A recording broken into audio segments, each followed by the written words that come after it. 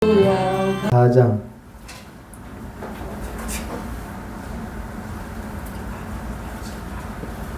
12절 말씀부터 보시겠습니다.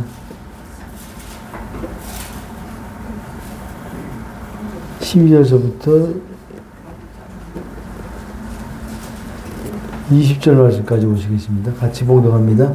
형제들아, 내가 너희와 같이 되었은즉 너희도 나와 같이 되기를 구하노라. 너희가 내게 해를 하지 아니하였느니라. 내가 처음에 육체의 약함을 인하여 너희에게 복음을 전한 것을 너희가 아는지라. 너희를 사용하는 것이 내 육체에 있었으되 이것을 너희가 업신여기지도 아니하고 버리지도 아니하고 오직 나를 하나님의 천사와 같이 또는 그리스도 예수와 같이 영접하였도다. 너희의 복이 지금 어디 있느냐? 내가 너희에게 증거하노니 너희가 할 수만 있었다면 너희 눈이라도 빼어 나를 주었으리라. 그런즉 내가 너희에게 참된 말을 함으로 원수가 되었느냐? 저희가 너희를 대하여 열심내는 것이 좋은 뜻이 아니요 오직 너희를 이간 붙여 너희로 저희를 대하여 열심내게 하려 함이라. 좋은 일에 대하여 열심으로 사모함을 받음은 내가 너희를 대하였을 때뿐만 아니라 언제든지 좋으니라. 나의 자녀들아, 너희 속에 그리스도의 형상이 이루어지기까지 다시 너희를 위하여 해산하는 수고를 하노니 내가 이제라도 너희와 함께 있어 내 음성을 변하려 함은 너희를 대하여 의심이 있음이라. 아멘. 갈라디아 성도들이 거짓 유대주의자들에게 속아서 복음을 떠났죠. 그리고 율법주의로 돌아갔죠. 이것이 바울에게는, 이 소식을 들은 바울에게는 대단한 무척 마음이 아팠고 고통스러웠어요. 자기 모든 수고가 헛되이 돌아가고 심지어는 십자가의 그 은혜가 헛되이 돌아가게 되기 때문에, 그래서 1장부터 4장까지는 바울이 아주 강경한 어조로 그 갈라디아 교회 성도들을 책망하고 있어요. 갈라디아서 1장 6절에 보니까 그리스도의 은혜로 너희를 부르신 이를 이같이 속히 떠나 다른 복음을 쫓는 것을 이상히 여기노라. 다른 복음은 없나니 다만 어떤 사람들이 너희를 요란케 하여 그리스도의 복음을 변하려 함이라. 다른 복음을 쫓는 것을 바울이 지금 책망하고 있는 것이죠. 그런데 오늘 본문은 그와 반대로 바울이 갈라디아 교회 초기 1차 선교 여행 때 갈라디아 교회가 세워졌어요. 초기 선교 사역 때 갈라디아 성도들과의 그 깊은 사랑과 섬김의 아름다운 관계를 지금 바울이 오늘 갈라디아서에서 회상하고 있어요. 12절에 형제들아, 내가 너희와 같이 되었은즉 너희도 나와 같이 되기를 구하노라. 형제들아라고 말하죠. 내가 너희와 같이 되었은즉. 바울은 본래 유대인이고 율법주의자였어요. 근데 그가 다메섹 도상에서 부활의 주님을 만나서 회심하고 난 다음에 율법에서 완전한 자유한 자가 되었어요. 그리고 이방인의 사도로 세움받게 된 것이죠. 바울은 이방인이었던 갈라디아 성도들에게 할례나 율법을 가르치지 않았어요. 처음부터 순수한 복음, 예수 믿고 구원받고 예수 믿고 성령 받고 성령 안에서 자유한 신앙생활을 하는 처음부터 순수한 복음만을 전해서 갈라디아 성도들이 구원받고 영생을 얻었고, 그리고 복음 안에서 참 자유를 누리는 신앙생활을 하게 해 주었어요. 그래서 바울로부터 복음을 받은 갈라디아 교회 성도들은 할례도 받지 않고 안식일도 안 지키고 음식도 가리지 않고 자유롭게 먹고, 그리고 모든 면에서 율법도 지키지 않고 모든 면에서 참된 자유한 신앙생활을 그들이 했단 말이에요. 이것이 정상적인 신앙생활이에요. 복음을 들으면 이렇게 되게 돼 있어요.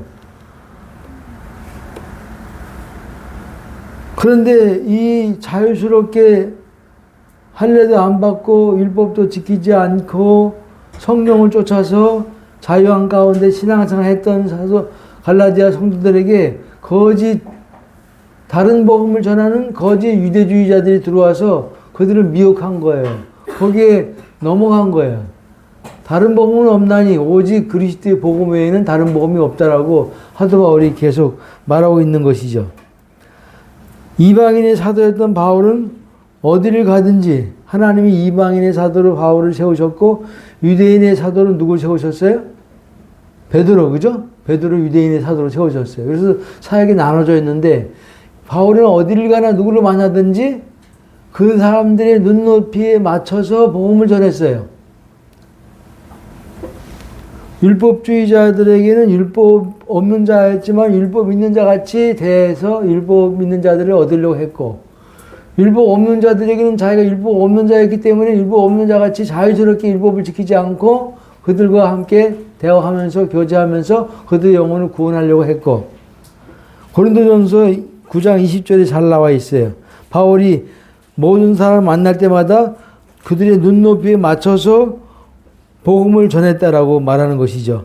유대인들에게는 내가 유대인과 같이 된 것은 유대인들을 얻고자 하며 율법 아래 있는 자들에게는 내가 율법 아래 있지 아니하나 율법 아래 있는 자와 같이 된 것은 율법 아래 있는 자들을 얻고자 하며 율법 없는 자에게는 내가 하나님께는 율법 없는 자가 아니요 도리어 율법 아래 있는 자나 율법 없는 자 같이 된 것은 율법 없는 자들을 얻고자 함이라. 약한 자들에게 내가 약한 자 같이 된 것은 약한 자들을 얻고자 하며 여러 사람에게 내가 여러 모양이 된 것은 아무쪼록 몇 사람을 구원고자 함이라. 이것이 바울이 복음을 전할 때 취했던 태도예요. 한 영혼이라도 구원하기 위해서 그들의 눈높이에 맞춰서 아주 유연한 태도로 다가서서 그들과 함께 교제하고 결국 그들의 영혼을 얻으려고 했던 사도 바울의 바람직한 태도예요. 우리는 이단만 아니면은 어느 누구든지 교제할 수 있고 같이 대화할 수 있고 복음 나눌 수 있어야 돼. 그죠? 그래야 그들을 얻을 수 있고 그들의 영혼을 그리스도께로 인도해 줄 수가 있어요. 이단만, 심지어 이단인들이라도 접근해서 그리스도의 복음을 전해서 그들을 예수 그리스도께로 인도해 낼 수 있는 자가 되어야 돼요. 이단도 하나님의 백성이고 하나님이 지으신 피조물이고 이단들의 영혼을 위해서 예수 그리스도가 십자가에 죽으셨잖아요. 그러니까 이단들이라도 우리가 그들의 영혼을 구원할 수만 있다면은 그들과 함께 교제하고 대화하면서 그들의 영혼을 그리스도께로 복음을 통해서 인도해 줄 수 있어야 된다 그 말이에요. 이렇게 열린 마음을 가질 필요가 있다 그 말이에요. 저는 율법주의자야. 상대할 필요가 없어. 저는 이단이야. 저 영혼은 지옥 불쏘시개감이야. 대화할 필요가 없어. 저들의 영혼, 저들은 구원받을 자들이 아니야. 이렇게 단정 지을 필요가 없다 그 말이에요. 그들이 언제 어느 때 그리스도 앞으로 돌아올지 알 수가 없는 거예요. 한 사람, 예수 그리스도는 하나님은 한 영혼이라도 예수 그리스도 앞에 돌아와서 구원받기를 원하시는 그 간절한 마음이 하나님께 있기 때문에 그래요. 13절에 내가 처음에 육체의 약함을 인하여 너희에게 복음 전한 것을 너희가 아는 바라. 처음에 육체의 약함을 인하여 바울이 1차 전도 여행 때 갈라디아 지역을 돌았걸랑이요. 갈라디아 교회 1차 선교 여행 때 육체적으로 매우 아주 병약한 가운데 바울이 있었다라고 말하는 거예요. 말라리아 풍토병에 걸렸고 학자들에 의하면은 바울이 지금 간질에 걸렸다라고 대부분 이야기해요. 간질. 간질이 어떤 병인지 아시죠? 한번 발작 일어나면은 사지가 뒤틀리면서 눈이 뒤집어지면서 온몸에 식은땀이 나면서 입에 거품을 흘리면서 그냥 그 자리에서 쓰러지는 그 병이 간질병이에요. 그거는 그 당시에 고칠 수가 없는 불치병이에요. 근데 바울이 그런 간질병에 걸렸다는 정설이 내려오고 있어요. 학자들은 그렇게 말하고 있어요. 이것을 갈라디아 성도들이 알았어요? 몰랐어요? 에? 알았어요. 갈라디아 성도들이 바울에게 몸이 시원치 않고 아주 병약하고 심지어 간질까지 있는 것을 바울이 갈라디아 성도들이 알았어요. 여기 14절에 나오잖아요. 너희를 시험하는 것이 내 육체에 있으되, 너희를 시험하는 것이 내 육체에 있으되, 바울이 간질에 걸렸어. 하나님의 종이 간질에 걸리면 어떻게 쓰임 받을 수 있어? 자기 몸도 추스리지 못하고 무슨 복음을 전한다 그래. 이렇게 대하지 않고 이것을 너희가 업신여기지도 아니하고 버리지도 아니하고 오직 나를 하나님의 천사와 같이 또는 그리스도 예수와 같이 영접하였도다. 이렇게 말하고 있어요. 업신여기지도 아니하고 이건 뭐 경멸하거나 멸시하지 아니하고 그런 뜻이에요. 버리지도 아니하고 이 버리지라는 뜻은 에크부티코라고 침을 내뱉다라는 뜻이야. 침을 내뱉다. 버리지. 침을 내뱉지 아니하고. 그 당시에 귀신 들린 자나 문둥병자가 다가오면 사람들은 침을 내뱉던데요. 침 뱉어서 떠나가라고. 에이 재수없어. 침을 뱉어서 떠나가라고 이렇게 그 당시 사회 풍토가 그랬다라는 거예요. 그런데 갈라디아 성도들은 바울이 그런 질병에 걸린 것을 알면서도 오히려 하나님의 천사와 같이 그리스도 예수와 같이 환대해주고 그를 돌봐줬다라는 거예요. 우대해줬다라는 거예요. 갈라디아 성도들이 바울에게 이렇게 해줄 수 있었던 이유 단 한 가지가 뭘까요? 어떻게 이렇게 간질 걸린 병약한 바울을 이렇게 하나님의 천사와 같이 그리스도 예수와 같이 환대했대. 어떻게 이렇게 할 수 있을까요? 그것은 다른 것이 아닌 누구를 통해서 복음을 듣고 생명 얻었어? 네, 병약한 이 바울을 통해서 복음을 들었고 생명을 얻었고 그리스도 생명 얻었고 하나님의 참사랑을 알게 되었고 천국의 기쁨을 맛보게 되었고 참 자유를 누리면서 신앙생활을 하게 되었다 그 말이에요. 이것이 얼마나 큰 축복이에요. 이 생명의 복음을 누굴 통해서 전해들었어? 바울을 통해서 전해드렸으니까 바울이 너무 귀한 거예요. 병약해서 갑자기 설교하다가도 쓰러지고 넘어지고 거품 흘리며 쓰러졌지만은 저를 통해서 우리가 복음을 받게 되었고 저를 통해서 그리스도 생명을 얻게 되었고 저를 통해서 하나님의 참 사랑을 알게 되었고 저를 통해서 천국의 기쁨을 누리면서 살게 되었고 저를 통해서 율법에서 완전히 벗어난 자유한 삶을 살게 되었으니 이보다 더 큰 고마움과 감사한 일이 복된 일이 어디 있겠어요. 그러니까 15절에 보니까 뭘 빼서 바울에게 준다? 눈이라도 빼어서 주어 너희가 할 수만 있었으면 너희 눈이라도 빼어서 나에게 주었으리라 할 정도로 그렇게 바울을 사랑했다 그 말이에요. 환대해줬다 그 말이에요. 바울은 이 간질을 고침받기 위해서 3번씩 주님께 기도했어요. 주님, 이거 어떻게 하면 좋습니까? 복음을 전해야 되는데 이게 걸림돌이 됩니다. 주님 이것을 고쳐주세요. 라고 3번씩 간구했는데 주님이 뭐라고 그랬어요? 고린도전서 9장 12장 9절에 내 은혜가 내게 족하도다. 이는 내 능력이 약한 데서 온전하여짐이라. 내 능력이 약한 데서 온전해짐이라. 바울이 교만하지 않고 그리스도의 능력 안에 항상 머물 수 있게 하기 위해서 하나님이 바울에게 간질을 그냥 놔비둬 두신 거예요. 간질병에 걸렸으니까 언제 넘어질지 모르고 언제 쓰러질지 모르니까 항상 누구만 의지해? 순간순간 분초마다 예수님을 의지할 수밖에 없는 거야, 바울은. 삼천전까지 갔다 온 거기서 계시를 받은 바울이었지만은 이 간질병 하나 때문에 항상 겸손하고 낮아질 수밖에 없어. 나는 주님이 붙잡지 않으면 언제든지 거품 흘리면서 사지가 뒤틀려서 쓰러져서 넘어질 수밖에 없는, 목회를 할 수 없는, 전도사역을 할 수 없는 그러한 사람인데 주님이 붙잡고 있기 때문에 내가 지금 이것을 감당할 수 있다라는 이 믿음의 고백이 바울에게 철저했어요. 내 능력이 약한 데서 네가 온전하여짐이라. 내 능력이 약한 데서 온전하여짐이라. 내 은혜가 족하도다. 내가 약해야 누구의 강함이 나타난다? 네, 내가 약해야 그리스도의 강함이 나타나는 거예요. 바울이 약해야 그리스도의 능력이 바울 가운데 늘 머물게 되는 거예요. 모세도 능력 많은 40대에 쓰임 받았어? 못 받았어? 못 받았어요. 언제 쓰임 받았어? 80세. 80대.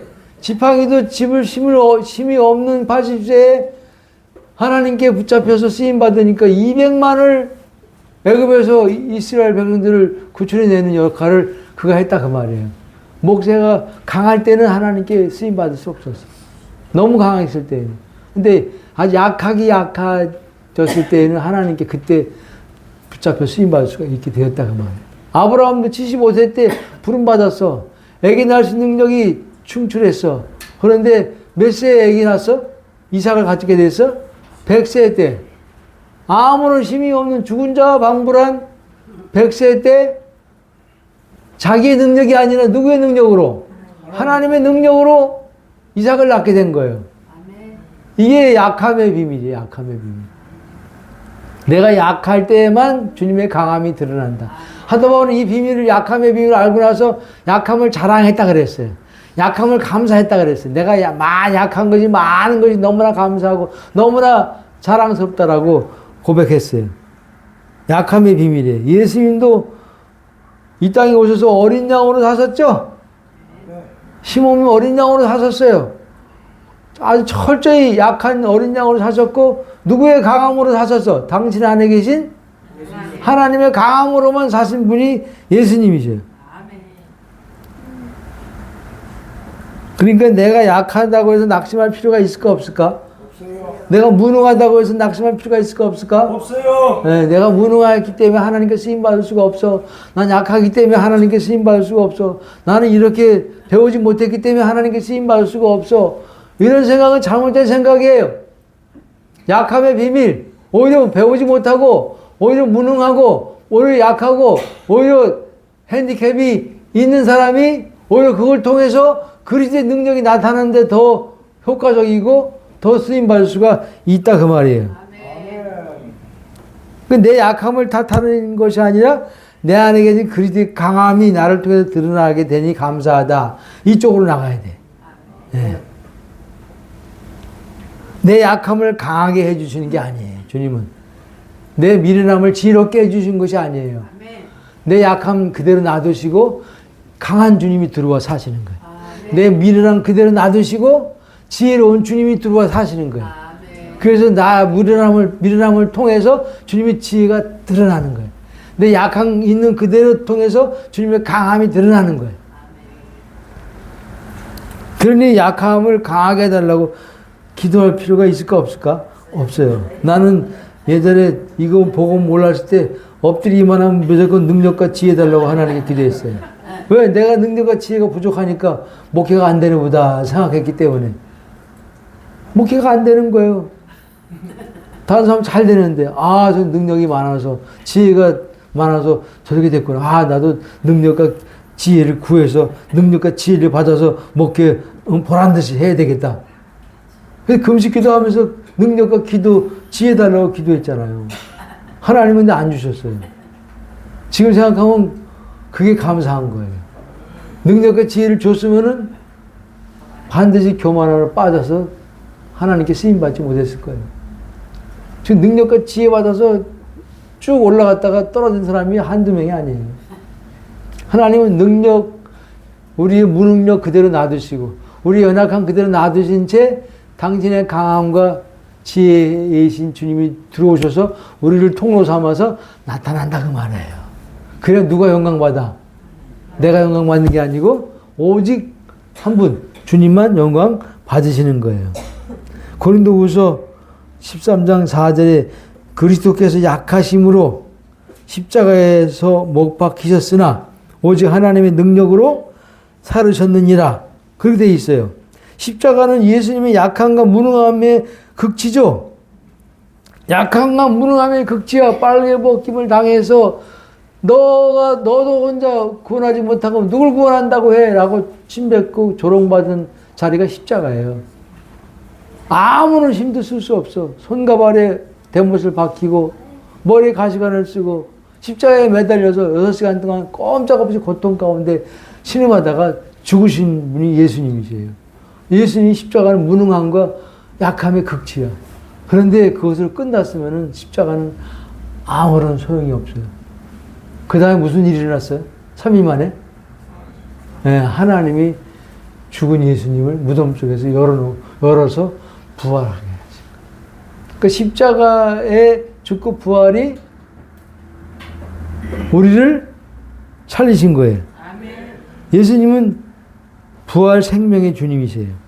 그 생명의 주님이 어디에 계셔? 우리 안에 들어오셨으니까 우리는 지금 부활 생명으로 사는 자들이죠? 부활절만 부활의 기쁨을 축하하면서 나누는 것이 아니라 날마다 부활 생명 얻은 것을 기뻐하며 즐거워하면서 부활 생명으로 살아가는 자들이 그리스도인이에요. 부활 생명 우리 안에 이미 주어졌어요. 그 생명을 사는 것이 정상적인 그리스도인의 삶이에요. 15절에 너희의 복이 지금 어디 있느냐? 바울이 지난날에 아름다운 추억을 회상합니다. 갈라디아 교회 성도들이 처음 복음을 받아들여 그리스도 생명을 얻고 함께 모이면 서로 사랑하고 섬기며 축복하며 아껴주며 위해주며 복음을 서로 나누며 천국의 기쁨을 누리면서 몸된 갈라디아 교회를 함께 세워나가는 아주 행복한 신앙생활을 했던 기억을 떠올리면서 지금 말하는 거예요. 성도들아, 너희의 그 누렸던 지난날의 그 복된 신앙생활이 지금은 다 어디로 갔느냐? 다 잃어버렸지 않느냐? 왜 잊어버렸어요? 이 아름다운 복된 신앙생활. 함께 모이면 서로 축복하면서 교제하고 사랑을 나누고 천국을 나누고 생명을 나누고 교회를 세워가면서 참 자유 가운데 신앙생활 했던 그 아름다운 신앙생활을 다 잃어버렸지 않느냐? 그 복이 지금 어디 있느냐? 왜 이렇게 됐어요? 거짓 율법 교사 유대주의를 받아들였기 때문에. 거짓 율법 교사들이 갈라디아 교회 안에 침투해 들어왔어요. 할례도 받아야 되고 모세 계명도 지켜야 돼. 예수 믿고 구원 받는 것까지는 부족해. 철저히 율법을 지키고 모세 율법을 지키고 할례도 받아야 어렵게 될 수 있고 거룩하게 될 수 있고 구원 받을 수 있어. 이 거짓말에 속아 넘어간 거예요. 이 거짓 율법 교사들의 가르침을 받아들인 후 이런 복된 신앙생활, 영적인 기쁨과 축복을 다 잃어버리고 말았어요. 얼마나 안타까운지 알 수가 없어요. 지금도 복음을 듣고 복음 안에 들어왔다가 율법으로 돌아간 자들이 종종 있어요. 그런 거 보면 너무 안타까워. 어떻게 그럴 수가 있을까? 어떻게 다른 복음으로 돌아갈 수가 있을까?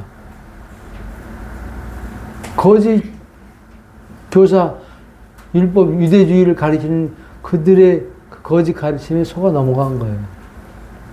바울이 말한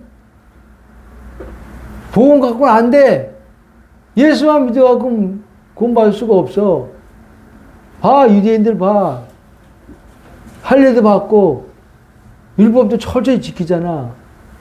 그래서 네가 의롭게 되고 거룩하게 돼야 하나님 앞에 쓸 수 있고 하나님 칭찬하시고 하나님 기뻐하시지.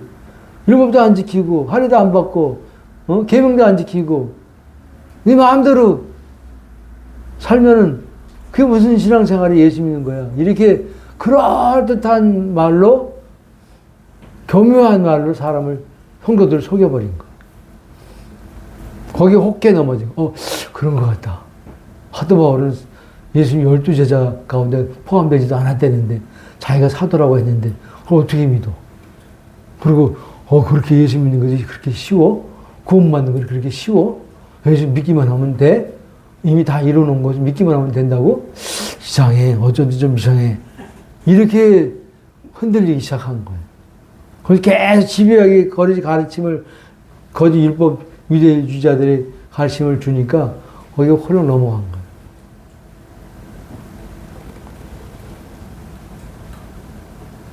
16절에 보니까 그런즉 내가 너희에게 참된 말을 함으로 원수가 되었느냐. 참된 말은 뭐예요? 복음의 정수야, 정수. 바울 입에서 통해서 복음의 진수가 나온 거예요. 복음의 정수가 나온 거예요. 아주 복음의 알맹이가 나온 거예요. 정통 복음이 나온 거예요. 진짜 복음이 나온, 참 복음이 나온 거예요. 이 참된 말을 함으로 원수가 되었느냐? 어린아이와 같이 그렇게 순수했던, 복음으로 순수했던 갈라디아 교회 성도들이었죠. 처음에는 바울의 복음을 받아들여서 생명 얻고 구원을 누렸을 때는 너무나 순수하고 어린아이 같이 아주 했던 이들이 거짓 율법주의를 받아들이자 마음이 어떻게 됐다? 완악해진 거예요. 거짓 율법주의를 받아들이자마자 마음이 완악해졌고 참복음으로 돌아오라고 호소하는, 권면하는 바울까지도 무시하고 대적하게 된 거예요. 율법주의를 받아들이면 사람이 바뀌어. 그렇게 부드러웠던 사람이 강팍해져. 그렇게 온유했던 사람이 아주 완악해져. 그게 율법주의 특징이에요. 율법이 들어가면요, 사람이 바뀌어져. 변질되고, 겸손도 없어지고, 부드러움도 없어지고, 따스함도 없어지고, 아주 완악해지고 강팍해지는 것이 특징이에요. 그리고 복음을 받아들이려 하지 않아요. 이미 율법이 들어와서 새겨졌기 때문에 이 복음이 튕겨나가. 이 율법주의가 이단이 아니에요. 예? 율법주의가 이단이 아니야. 이단이 이단이다. 하도 그 초대교회의 가장 큰 이단이 율법주의예요. 사도 바울이 평생 싸웠던 집단이 이단 율법주의자들과 싸운 거예요. 율법주의 한번 들어와서 지나가면요, 교회가 휘청휘청돼요. 교회가 흔들려요. 교회가 무너져요. 그래서 제일 경계한 게 율법주의예요. 내가 철저히 율법을 지켜서 의롭게 되려고 하는 그 신앙생활. 내가 철저히 계명을 지켜서 하나님 앞에 거룩하게 되려고 하는 그 신앙. 새벽기도 나가야지. 큐티해야지. 성경 5장씩 읽어야지. 11조 해야지. 계명 철저히 지켜야지. 이 율법주의 신앙생활. 얼마나 많은지 알 수가 없어요. 구원이 있을까 없을까? 율법주의 신앙이? 구원 없어요. 복음으로 돌아오면 그들이 복음으로 돌아오면 구원이 있지만은 끝까지 율법주의를 간다 그러면 구원은 없어요. 율법주의는 그리스도와 연합을 지키지를 못해요. 그리스도와 평행선이에요, 평행선. 그리스도는 그리스도고 나는 나야. 근데 복음만이 십자가에서 그리스도와 연합을 딱 시켜버려. 예수와 함께 죽고 예수와 함께 부활되고 예수와 함께 승천되고 성령을 주셔서 그리스도와 딱 내주 연합을 딱 시켜버리는 게 복음이에요. 이게 다 이루어졌어, 안 이루어졌어? 이루어졌기 때문에 우리 받아들이고 누리기만 하면 되는 거예요. 아멘. 내가 할 게 하나도 없어. 근데 율법은 내가 할 게 그렇게 많아. 해도 끝이 안 나. 수고가 끝이 안 나는 거예요. 그래서 예수님이 수고가 무거운 짐진 율법주의자들아, 다 내게로 오라. 내가 너희를 쉬게 하리라. 나의 멍에를 메고 내게 와서 배우라. 내 멍에는 쉽고 내 짐은 가벼움이니라. 멍에가 뭐예요? 십자가. 십자가 다 이루어놨어. 십자가 붙들면 돼. 십자가 믿음으로 연합되면 돼.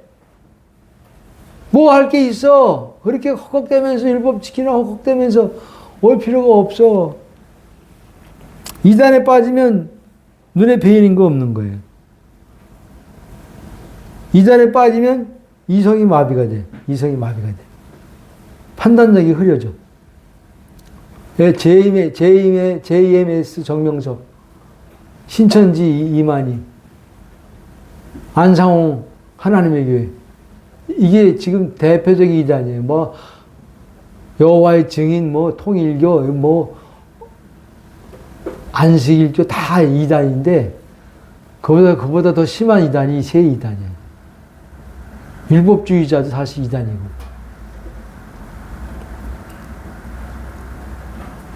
여기에 빠지면 자기 부모도 없고 형제도 없고 가족도 없어요. 다 몰라봐. 누구만 알아봐? 그 집단의 이단 집단의 우두머리 교주만 신봉하고 우상시하고 교제 앞에 벌벌 떨어. 거기서 빠져나가면 죽는 줄 알아. 그 집단에 나가면 죽는 줄 알아.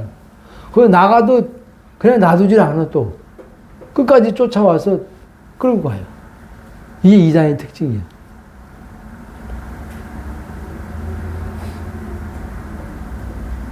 갈라디아 성도들이 그리스도의 복음을 떠나서 다른 복음을 쫓게 된 거예요.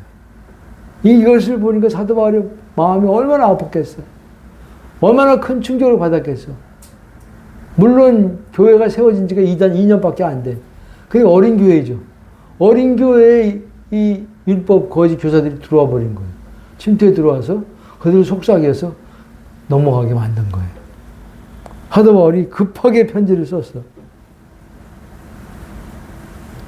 율법 아래 있는 자들, 다 저주 아래 있는 자들이에요. 다른 복음을 쫓으면 다 저주받아. 다른 복음은 없나니 내가 너에게 전하는 복음 이외에 다른 복음을 전하면 하늘에서 내려온 천사랄지라도 다 저주받을지어다. 이렇게 강하게 말해버린 거예요. 얼마나 사도 바울이 지금 마음이 안타깝고 답답했는지. 좀만 더 놔두면은 교회가 넘어가게 생겼어. 성도들이 다 넘어가게 생겼어. 율법주의로. 거짓 율법 교사들이 왜 교회 안에 들어왔어요? 여기 교회 안에 들어온 이유가 나오죠? 17절에. 저희가 너희에 대하여 열심내는 것이 좋은 뜻이 아니요 오직 너희를 이간 붙여 너희로 저희를 대하여 열심내게 하려 하면, 이게 거짓 교사들이 갈라디아 교회에 침투한 이유예요. 이 목적 가지고 들어온 거예요. 열심내긴 열심내. 근데 좋은 뜻이야? 좋은 뜻이 아니야. 좋은 의도가 아니라는 거예요. 아주 나쁜 의도를 가지고 들어온 거예요. 열심냈다 그래서 열심낸 거 2번 나와. 열심내는 것이 열심내게 하려 합니다. 얼마나 열심을 냈으면 갈라디아 예루살렘에서 와서 이들이 예루살렘에서 갈라디아까지 500km 약 500km. 그 당시 500km 가려면 뭘로 가야 돼? 말로 가든지 나귀로 가든지 걸어서 가든지 해야 돼. 자동차가 있어, 마차가 있어, 뭐가 있어. 2000년 전의 이야기인데 500km를 걸어서 온 거예요. 달려온 거예요. 뭐하러? 갈라디아 교회 성도들을 미혹하러. 이게 이들이 열심이야. 이들이 열심. 열심인데 잘못된 열심이야. 거짓 열심이고 우미한 열심이야. 2가지 이유가 있어요. 지금도 열심 내는 자들이 이단의 특징이 열심이야. 얼마나 열심 내는지 알 수가 없어. 이 지금 바깥에서 전도하는 사람들 자세히 들여다보고 그 쪽지를 받아보면 신천지 아니면 하나님의 교회 아니면 여호와의 증인이야. 셋 중에 하나야. 일반 교회는 전도도 안 해. 네. 그저 이단이 그렇게 극성스럽게 열심히 전도한다고 말이에요. 아주 말쑥하게 정장 차림으로 한 3, 3, 5 짝을 지어서 다니는 무리들이 있어요. 아주 젊은 40대 초반 그런 젊은 여들만 싹 뽑아가지고 아주 말끔한 정장 차림으로 전도하러 다녀. 똑똑 두드려. 누구세요? 이웃에서 왔어요. 그 문 열어줘. 목소리가 아주 이쁘니까. 어디서 오셔서 보니까 말쑥하게 차려입은 정장 차림으로 아주 강남 부인 같아. 강남 부인.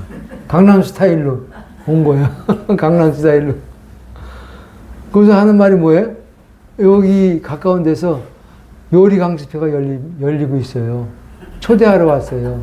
같이 가시죠. 그리고 끝날 때 선물도 주니까 받아가세요. 이 말 하니까 뭣도 모르고 그냥 옷 주섬주섬 껴입고 따라가는 거예요. 이게 하나님의 교회 수법이에요. 하나님의 교회 수법.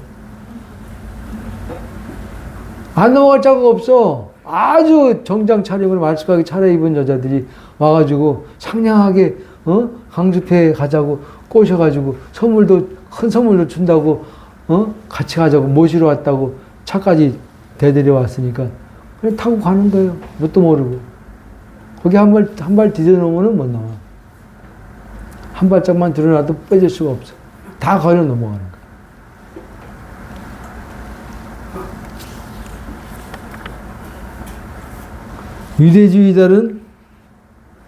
유대주의자들이 갈라디아 교회에 들어와서 열심 내는 이유가 두 가지라 그랬죠. 하나는 공동체를 어떻게 한다? 분열시키려는 목적이에요. 이간질시킨다 했죠. 여기 보니까.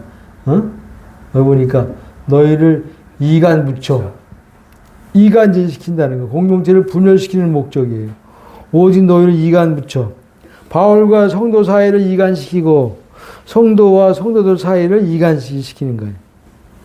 이 거짓 율법 교사들이. 율법이 들어가면요, 나눠져. 복음이 들어가면 하나가 되는데, 율법이 들어가면은 쪼개져. 나눠져. 분리돼. 분열돼. 그래서 교회가 쪼개지는 거예요. 율법 교회들이 다 쪼개지는 이유가 거기 있어요. 사단이 아담을 유혹해서 뭘 먹였어? 선악과 먹였죠?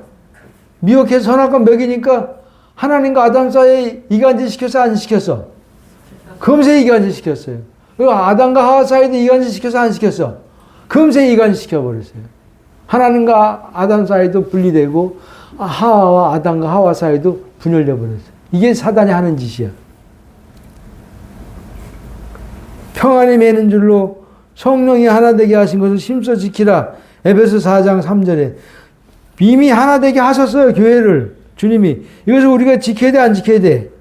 지켜야 되는 거예요. 이미 하나 되게 하신 것을 심써 지키라 그랬잖아요. 왜? 사단이 공격하고 사단이 와서 교회를 쪼개고 분열시키니까 이것을 지키라는 거예요.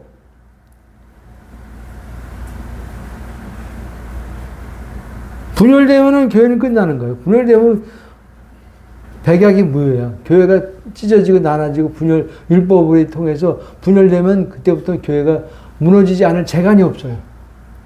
백약이 무효야. 그냥 우르르 무너지고 쪼개져서 교회가 하나 없어지는 거예요. 지금 우리 형수님이 다니는 교회가 분당에 있어요. 5,000명이 넘는, 추석교인이 5,000명이 넘어. 건물만 해도 큰 어마어마한 네 동, 건물만 해도. 수천억이에요, 계산 가치가. 근데 작년부터 목사님과 성도들이 붙었어. 싸움이 붙었어. 목사님 나가라 그러고, 목사님 안 나가라 그러고, 나가라 하는 사람 다 쫓아내고. 그래서 5,000명 추석교인이 지금 500명도 안 나와요. 헌금이 한 달에, 한 주에 2억이 넘게 거치는데 지금 한 1,000만 원도 안 나오는데, 헌금. 그래서 맨날 지금도 쌈박질, 지금도 유튜브 보니까 나왔대. 쌈박질 하는 게, 그게 쌈박질 하는 게 유튜브에 실렸더라고. 크게 나왔어. 장로님이 여자 성도 마이크 잡았을 때 못 잡게 하려고 확 잡아당기고 꼬꾸라진 것이 유튜브에 나왔더라고. 이제 다 알려졌어요. 지금 그 교회 앞에 여호와의 증인 교회가 바로 앞에 있대. 그 여호와의 증인 교회가 지금 이 교회 부도나면 살려고 지금 준비하고 있다. 부도나게 생겼어 보니까. 그 큰 건물 4동을 운영하려면요 한 달에도 몇 천만 원이 들어가요. 근데 헌금도 1,000만 원도 안 들어오는데 어떻게 운영해? 그러니까 이제 운영 못하면 파는 거지. 팔면은 이단 교회가 사는 거예요.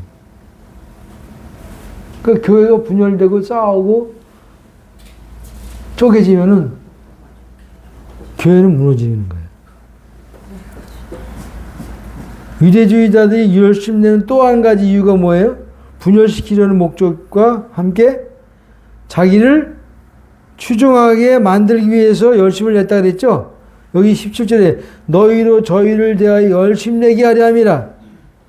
저들이 열심 낸 이유가 뭔지 알아? 너희를 저희에 대해서 열심 내게 하려고 저들이 열심 내는 거야. 그리스도를 따르게 하는 것이 아니고 자기들을 따르게 하려고 열심 내는 거야. 이 율법주의자들은 그리스도를 따르게 만들게 하는 게 아니라 자기를 추종하고 자기를 따르고 자기를 신봉하게 만들려고 그렇게 그들을 거짓 다른 복음을 가르친 거예요. 아주 의도가 음흉한지, 얼마나 음흉한지 알 수가 없어요. 자기를 높이고, 자기를 세우고, 자기를 따르고, 자기 영향력 아래 두려고 아주 가들이 양식장처럼 성도들 자기 영향 안에 가두려고 열심을 낸 거예요. 아주 못된 태도가 아닐 수가 없어요. 바울은 고린도 교회 성도들 앞에서 3번씩이나 나는 아무것도 아니다 라는 표현을 3번씩 해요. 나는 아무것도 아니다. I am nothing. 나는 아무것도 아니야. 나는 무지랭이야. 이런 표현을 3번씩 고린도 교회 앞에서 3번씩이나 한 사람이 사도 바울이에요. 그렇게 훌륭한 사도 바울이 3번씩이나 고린도 교회를 세운 사도 바울이 여러분 나는 아무것도 아닙니다. 고린도전서 3장 7절에 그런즉 심는이나 물주니는 아무것도 아니로되 오직 자라나게 하신 하나님뿐이니라. 고린도서 12장 11절에 내가 아무것도 아니나 지극히 큰 사도보다 조금도 부족하지 아니하느라. 아무것도 아니래 자기가. 고린도서 15장 10절에 내가 모든 사도보다 더 많이 수고하였으나 내가 아니요. 내가 아니래. 난 아무것도 아니라는 거예요. 오직 나와 함께 하신 하나님의 은혜로다. 이렇게 고백한 거예요. 바울은 언제나 자신은 죽고 자신 안에 사시는 그리스도만을 나타내고 드러냈어요. 이게 하나님의 참종이야. 자기는 죽고 없어. 십자가 이미 끝났어. 누구만 드러내? 자기 안에 사시는 그리스도만을 드러내고 그리스도만을 영화롭게 하고 그리스도만을 존귀케 살든지 죽든지 내 몸에서 그리스도만 존귀게 되기를 원하노라. 내게 사는 것이 그리스도니 죽는 것도 유익함이니라. 이게 사도 바울의 신앙 고백이에요. 저 여러분도 나 자신을 드러내면 꽝이야. 누굴 드러내야 돼? 내 안에 계신 그리스도만 드러나면 100점이야. 나는 이미 십자가를 죽었어. 죽었기 때문에 드러낼 것도 있어 없어? 죽은 자가 뭘 드러내? 어저께 친구 목사가 죽어가지고 하늘나라 부름받아서 갔다 왔는데 이과를 하는데 한 사람씩 돌아가면서 이야기하래. 김대현 목사 그동안 고생 많았어. 투병생활 4년 동안 투병생 하다가 엊그저께 소천했어요. 고속도로 달리다가 타이어가 펑크 나는 바람에 한 바퀴 차가 뒤집어졌어. 뒤집어졌는데 목이 꺾어졌어. 하반신 마비가 됐어. 휠체어 타니고 다녀야 돼. 근데도 말도 못해. 목이 꺾어져가지고. 그때 교회에서는 2달도 못해서 치료 목사 불러가지고 사모님 건강하니까 사모님 불러다가 강제로 대신 목사님 사표 도장을 찍게 만들었어. 교회에서. 그리고 다른 목사를 세웠어. 2달 만에. 거기 있는 모든 교회가 다 욕했어. 그 교회를. 진도에 있는 교회인데, 전라남도 진도에 있는 교회인데. 진도 내려가다가 그렇게 사고 났걸라. 그것도 교회 일하고 내려가다가 사고 났는데, 최소한 6개월, 1년은 기다려줘야지. 목사님 회복될 때까지. 2개월도 못 기다리고, 그것도 상원님을 불러다가 대신 사인 도장을 찍게 만들고, 그리고 새 목사를 불러서 교회를 하게 한 거예요. 사모님이 얼마나 어저께 보니까 서럽고 슬프고 안타까운지, 목사님 가지 마. 가면 안 돼. 막 울면서 막 하다 보니 실신하더라고. 너무 억울한 거예요. 교회를 하다가 사고 났는데, 차도 새 차 사줬으면 펑크 날 리가 있어요? 옛날 차 아주 아주 옛날 고래짝 차, 요즘 타이어도 펑크가 안 나요. 새 타이어는, 요즘 좋은 타이어는. 근데 옛날 차기 때문에 펑크 나와서 차가 뒤집어진 거예요. 너무 교회가 야박한 거예요. 갈라디아 교회 성도는 그랬어요. 간질 걸린 사도 바울을 하나님의 천사가 왔지, 그 예수가 와가지고 환대했다 그러잖아. 설교하다가도 막 거품 흘리면서 사지가 뒤틀려서 쓰러지는 그 모습 보면서도 저는 하나님의 도구야. 저는 하나님의 그릇이야. 저를 통해서 우리가 생명의 복음을 받았잖아. 저를 통해서 그 생명 얻었잖아. 저를 통해서 하나님을 큰 사랑, 참사랑 알았잖아. 저를 통해서 내가 이 천국 기쁨 맛보고 자유한 삶을 사는데 이 사도 바울이야. 하나님 쓰시는 종이야. 귀하게 여겨줬다 그 말이야. 기다려줬다 그 말이야.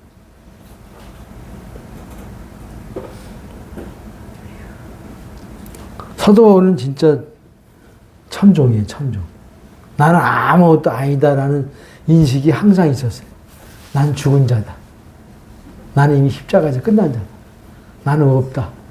내 안에 사시는 이는 오직 내가 아니고 그리스도다. 그게 그리스도밖에 나타날 게 없어요.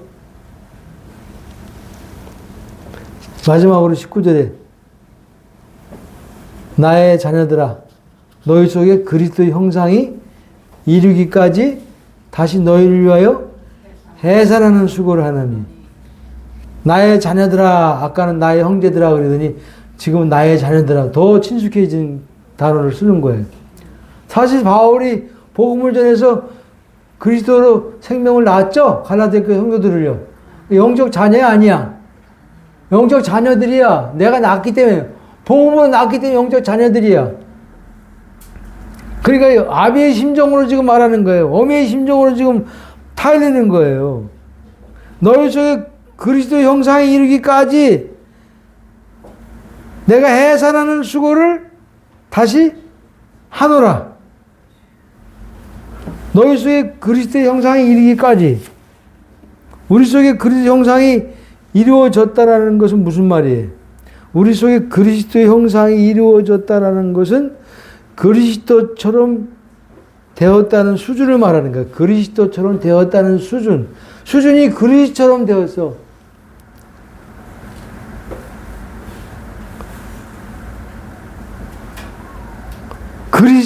그리스도처럼 말하고, 그리스도처럼 생각하고, 그리스도처럼 보고, 그리스도처럼 느끼고, 그리스도처럼 듣고, 그리스도처럼 행동하는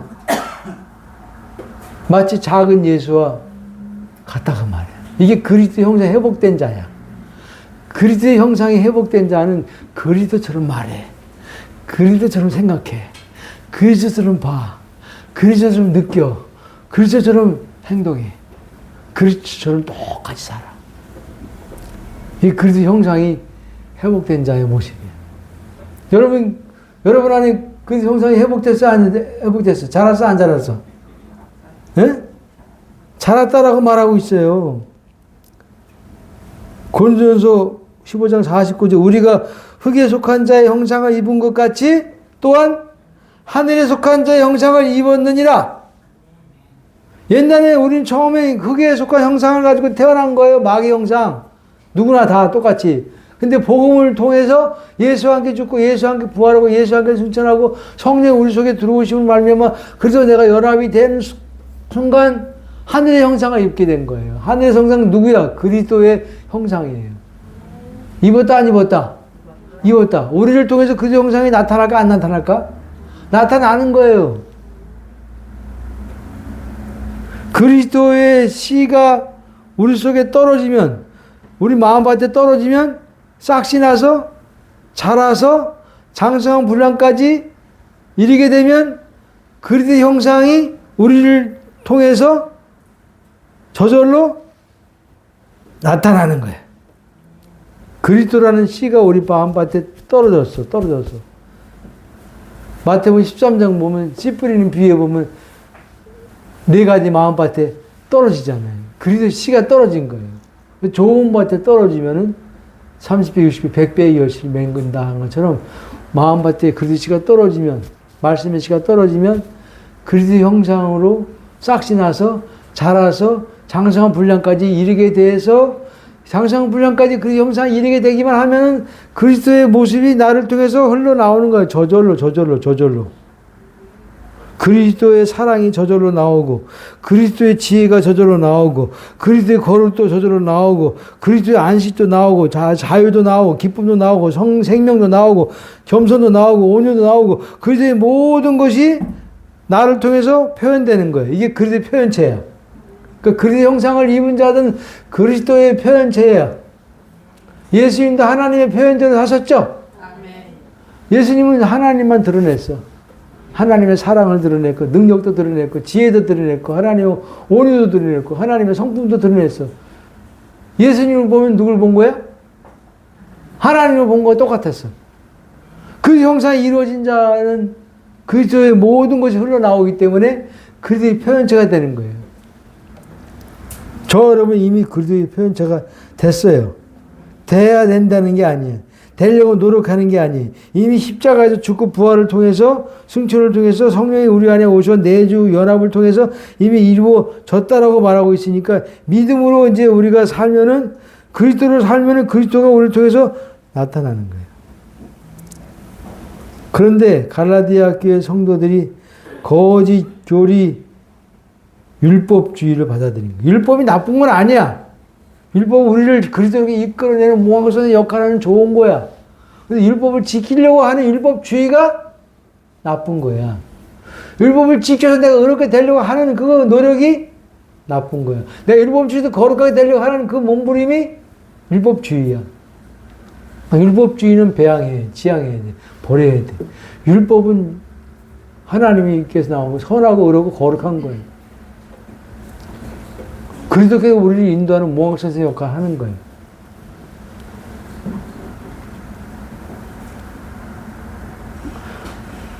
갈라디아 교회들이 거짓 교리 율법주의를 받아들이게 되자 그리스도의 형상이 희미해졌어. 복음 진리도 흐릿해졌어. 은혜도 사라졌어. 성도 간의 교제도 식어졌어. 감사도 사라지고 불평만 나왔어. 용납하는 것이 아니라 판단과 정죄만 하게 됐어. 이게 율법을 받아들인 자의 특징이야. 율법 받아들이면요, 복음의 진리가 흐려져. 은혜도 사라져. 성도 간의 교제도 시원치 않아. 이제 교제도 싫어. 이제 아이고, 나는 혼자 예수 믿고 그냥 주님과 지통으로 교제하고 주님과 한번 교제하자. 아유, 저 지체 저 형제, 아유, 꼴도 보기 싫어. 이게 율법주의가 들어온 거야, 이게. 복음 안에 들어와 봐요.